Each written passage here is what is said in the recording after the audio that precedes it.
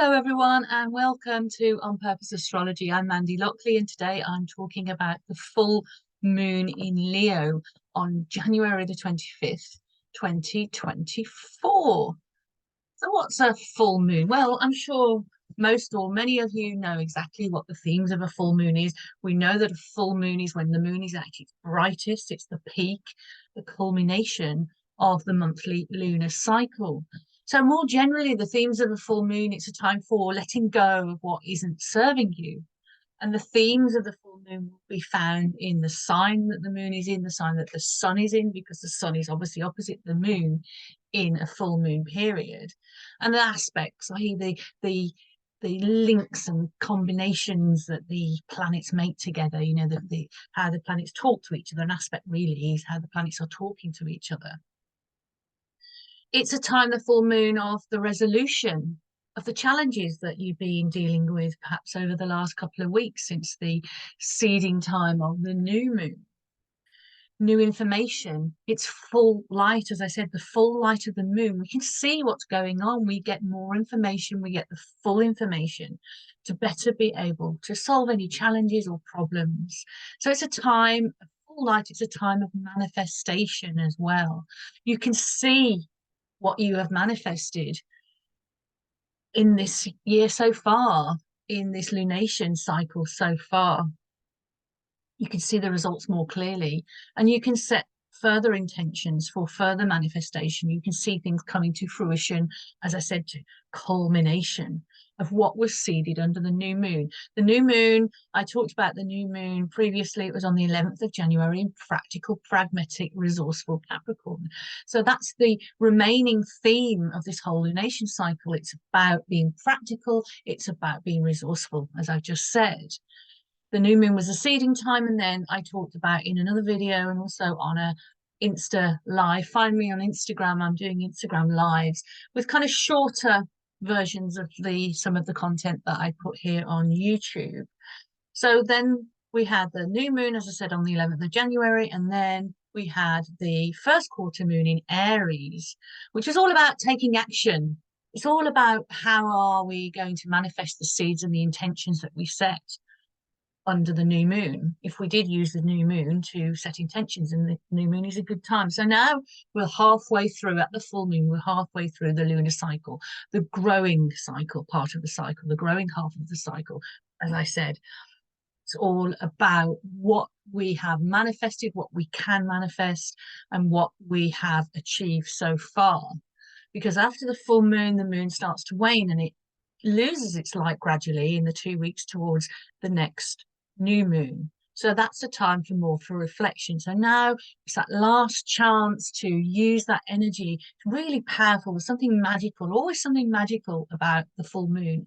Even if you don't follow astrology or don't sort of follow the lunations in terms of the way you set intentions and the way you act things and the way you decide to manifest things. Just looking at the full moon in the sky is always quite magical.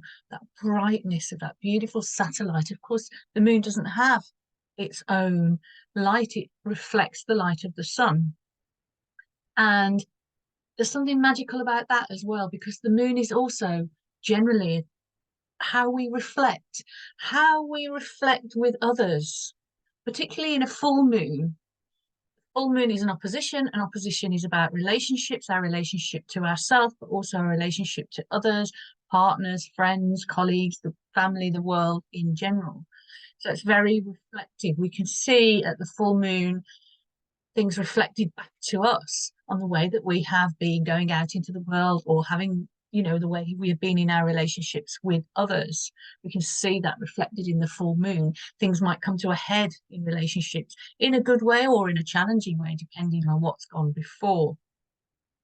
The moon, as we know, is about our emotions, how we feel and react, and how we look after ourselves.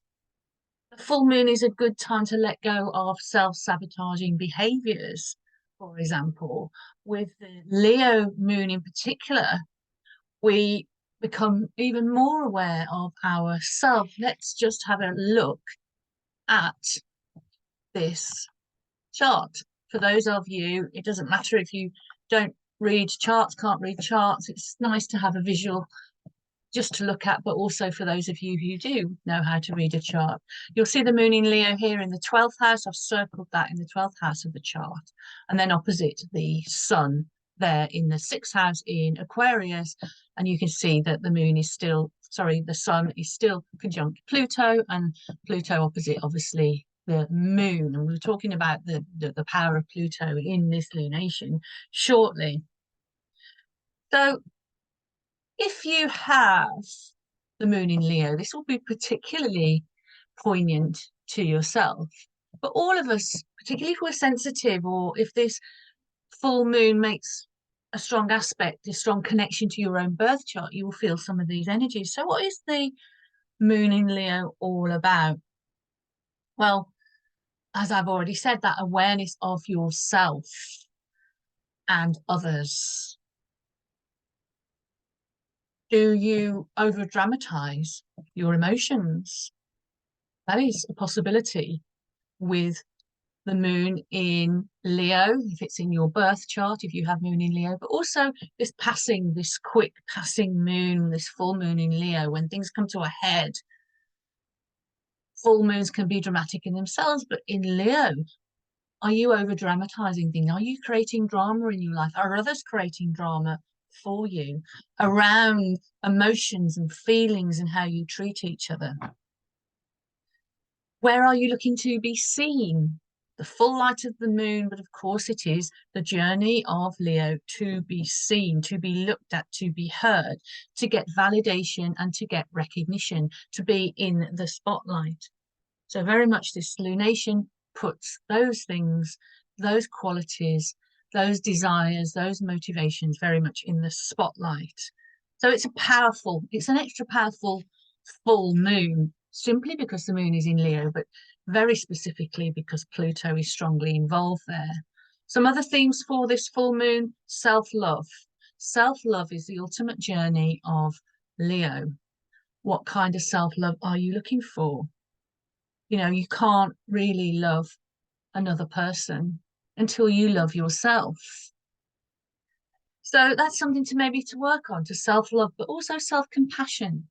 The moon is all about how you look after yourself and how you nurture yourself. And often the pattern of how we nurture and look after ourselves is set in childhood and is based on how we were nurtured by others. So if there are things in your past, because the moon again is about the past, if there are things in your past that meant you weren't nurtured in the way that you needed, now's a time to give yourself that self-love and to give yourself what you really need to really nurture that inner child.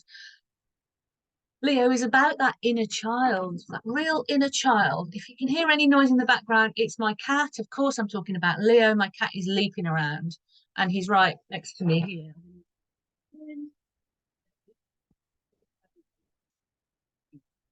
I digress.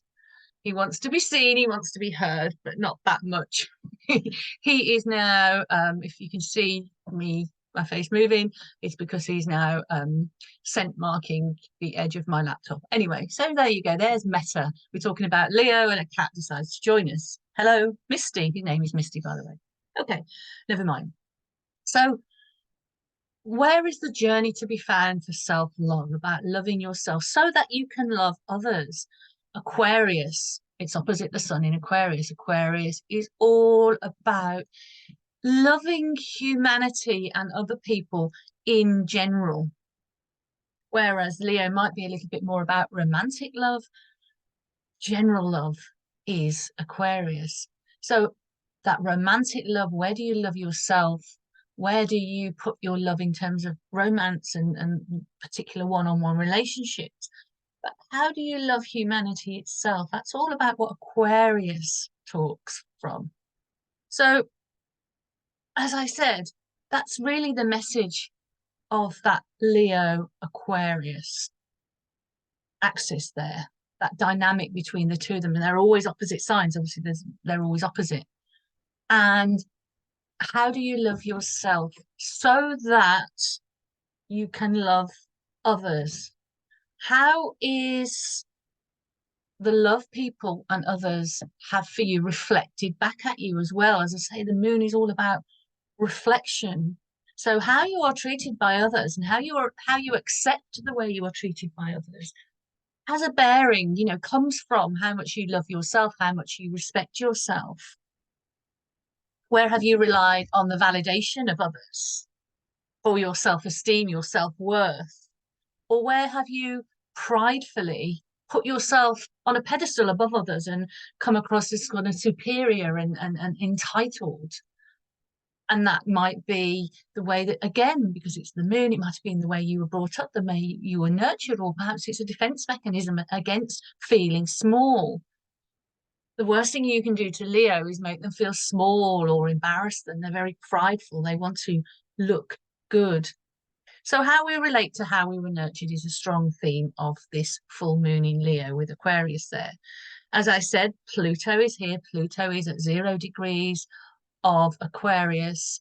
It was only 3 days ago it moved into Aquarius from quite a few weeks at the very end of Capricorn.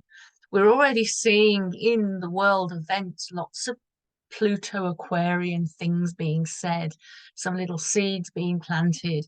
I will probably do another video. I'm actually making a note of some of the things I'm seeing in the news that really reflect the themes of Pluto in Aquarius. That'll probably be another video soon.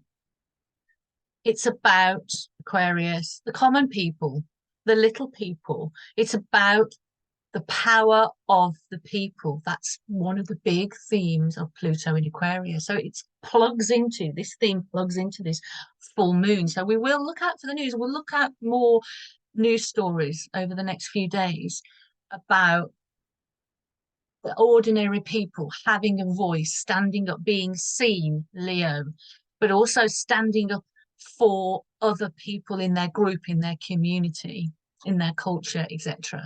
So people will be speaking up, having their voice heard, having the stage, having the spotlight on them, but on behalf not just of themselves at best because of this Leo Aquarius axis, but on behalf of other people that possibly can't speak up for themselves for whatever reason. So it's about taking that power back to the common people, to the ordinary people, to the people like us. Whereas Pluto in Capricorn was about the very powerful, the very wealthy who held all the power. And we've seen Pluto in Capricorn showing us some of the corruption in that world. And now we want to see more equality. So we will be seeing a lot more, hopefully, of equality at best. Pluto might also, in Aquarius, might also show us, how the common people also need to heal things. And hopefully we will, as a community, we will rise to that challenge and we will, everyone really, we're all common people, even the people that do have that leonine sense of entitlement, do have the wealth and the power. We're all the same, we're all equal, and we will all be equaled whether we like it or not at some point, particularly if we are having a Pluto transit. So if we've got anything in the very early degrees of the fixed signs, which of course is Leo, Aquarius, Taurus, and Scorpio, we'll be having a strong Pluto transit at the moment. So we will feel like we are equaled, and that could be bringing us down a peg or two, or it can be making us realize we need to empower ourselves, that we are as good as everybody else, but no better than everybody else, which is a healthy way to think about ourselves and about other people. So we're invited really under this full moon to start to see more and more of the themes of Pluto in Aquarius, to see some home truths about ourselves that we might not necessarily want to see. Pluto does show us things we don't want to see, but need to see. It's about secrets revealed.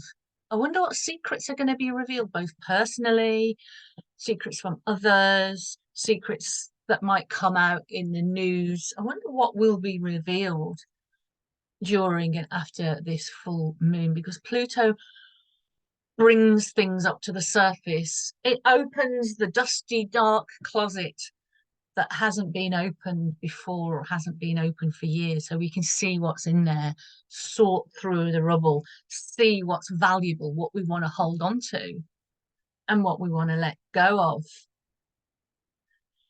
So we can use this full moon to do this consciously, to empower ourselves, to have our power, hold our power, but without having power or control over other people.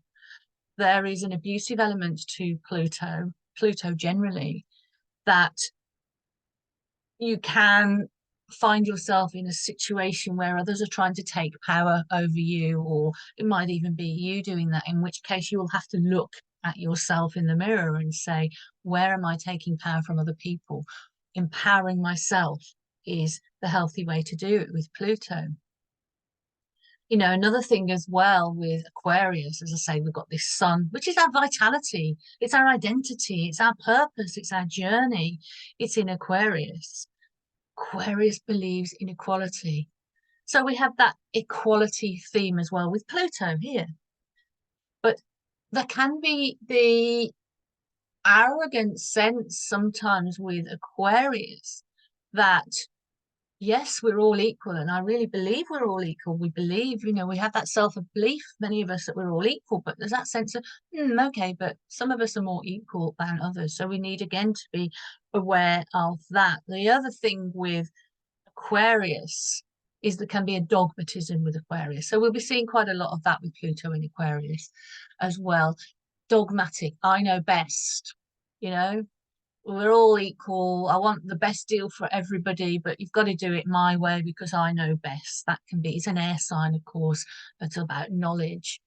So again, be wary of that.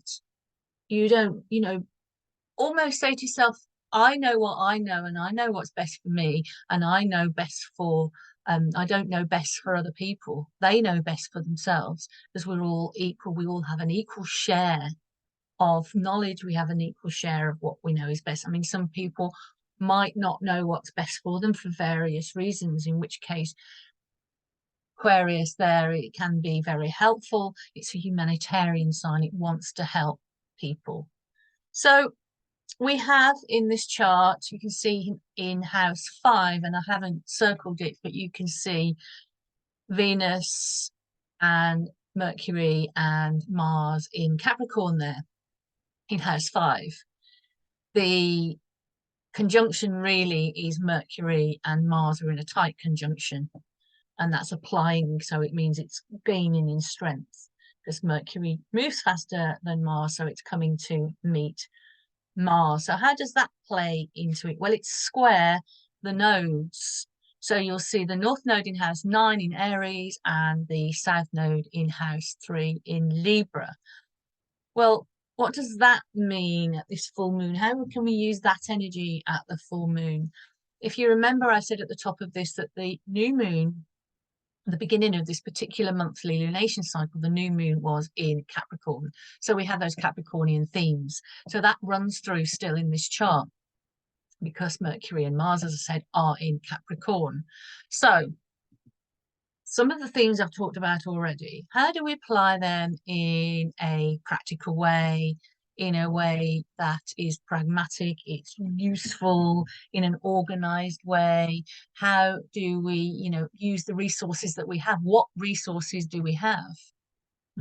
So with this square to the nodes to Mercury and Mars, Mercury, of course, is how we communicate. It's our mindset. It's how we learn. And Mars is about how we act and what we want and how we, do assert our authority, particularly in Capricorn. Mars, as I've said before in other videos, is strong in Capricorn. So there's that real courage that you can find with Mars in Capricorn to act, to let go of behaviors that you no longer need, to move into behaviors that better serve you and better serve others. The North Node currently in Aries is telling us that where are we using our self-authority, that we are our own authority, that we can learn to be our own authority and not continue to be reliant on the validation of others to tell us what power we have, where we can use it, where we're right. It's going back now to that Leo moon that we've got in this full moon, we want to be seen, we want to be heard. Leo needs an audience, but balance that with our own sovereignty, our own authority, that yes, we can be seen and heard. We can put ourselves in the spotlight. We can have an audience, but we don't rely on that validation, on that audience to tell us who we are, to self-validate ourselves, because we can self-validate ourselves. That is the message of the North Node in Aries and some of the energies that we can use, some of the things that we might need to bring into our life more. It's about healthy selfishness. And of course, the opposite of that is the South Node in Libra. And that is where we are unhealthily, it can be where we are unhealthily selfless. Because it's about the South Node, what we need to let go of. So perhaps we need to set stronger boundaries. Perhaps we say yes to things, to people please, to maintain relationships. Do we need to maintain certain relationships, or do we need to maintain them in the current form that we are having these relationships? Where do we need to let go of really just doing things for the sake of others? It's about doing things for the sake of yourself, but in a healthy way. So stronger boundaries, that might be something that you might need to think about during this period. You know, this whole period of there's it's a total of 18 months when the nodes spend 18 months in one pair of signs, and we're almost halfway through. So there's about 10-11 months to go on these themes that these nodal themes that I've just been talking about. But again, the full moon illuminates everything in the chart. So these are things we can particularly think about. Where do we give our power away to others?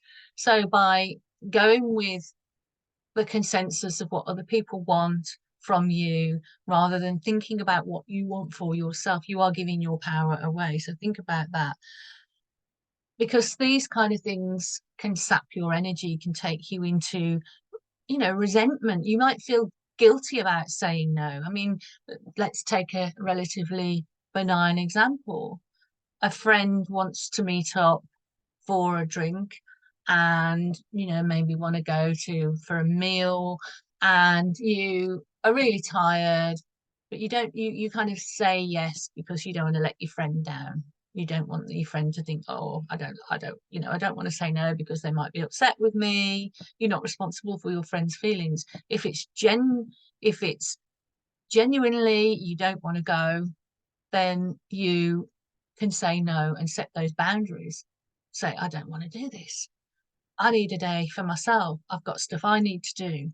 But maybe next week is great. Is that okay for you? So it's about sort of setting those boundaries, because I've had problems, very big problems, in setting boundaries and getting my needs met. Don't forget the moon. We're talking about the moon here. Moon is all about getting what you need, and how you get what you need, and how you nurture and care for yourself. So if you don't get what you need and you say yes, which goes against what you need, chances are you might feel a little bit guilty about saying no, particularly if the person is upset if you say no to them. I mean, if you are generally saying yes to everybody and then suddenly you start saying no, people are going to get a bit upset. They're going to wonder what's going on. This isn't you. I can always rely on you. I think you're very reliable. There's that Capricorn thing again, that reliability. You're very reliable. You're always there when I need you. But what about when you need to be doing something for yourself? So it's quite hard to set boundaries. So you can actually just naturally, if you're a kind person, feel guilty about setting boundaries and saying no. Or the other person that's used to you saying yes all the time can sometimes be manipulative and kind of guilt you, into feeling guilty, but make you feel guilty by saying, oh, it's not fair, it's not fair. You could hear that. That's another thing we might hear a lot in Pluto in Leo. Sorry, Pluto in Aquarius. People saying it's not fair, it's not fair. And genuinely, there are lots of things in this world that aren't fair.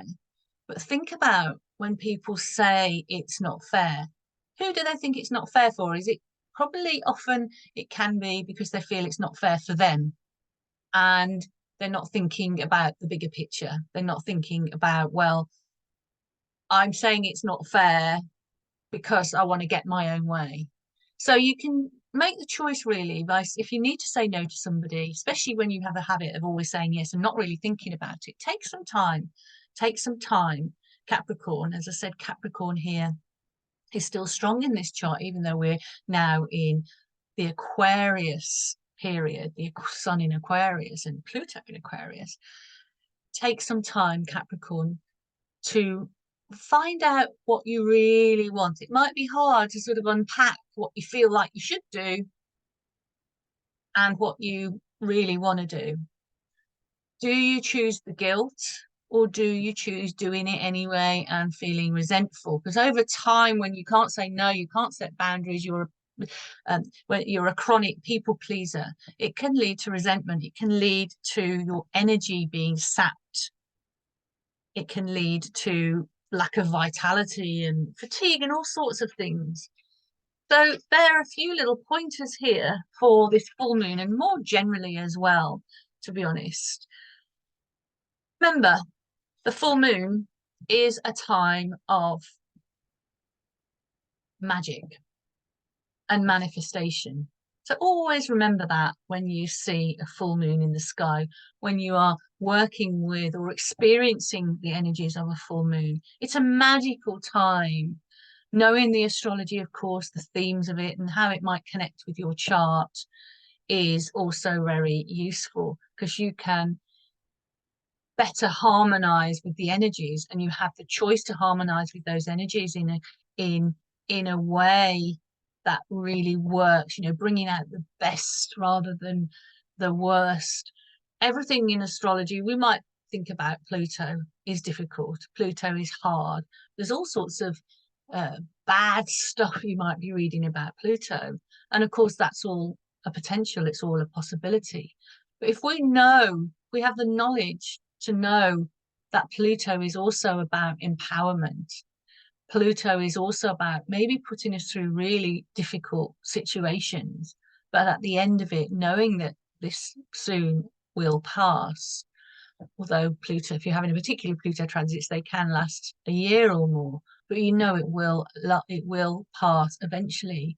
And often there's something better on the other side. If you're willing to do the Plutonic work, it can feel like emotionally, when Pluto is very strong transitly, it can feel like you are kind of emotionally just in survival mode. But that's a sign that things need to change. And hopefully some of the things I've talked about here might be helpful to you. I've gone back to the chart because you can see Pluto there at 0 degrees of Aquarius. As I said, if you have anything in your chart that's very early degrees of Aquarius, Leo, Taurus, Scorpio, the fixed signs, then you will be having you will be having a really strong Pluto transit. So I'll be talking a lot more about Pluto and Aquarius in future videos. But please try and enjoy this full moon. The moon is, the best of Leo is warmth, it's generosity, it's magnanimity, it's charisma, it's creative. There's a chance for creative problem solving, very much so in this chart, creative problem solving. Wishing you lots and lots and lots and lots of love and all the best for this full moon period. Thank you so much for watching. Subscribe below. Check out my website, onpurposeastrology.com. As always, lots of love to you all. Thank you. Bye bye.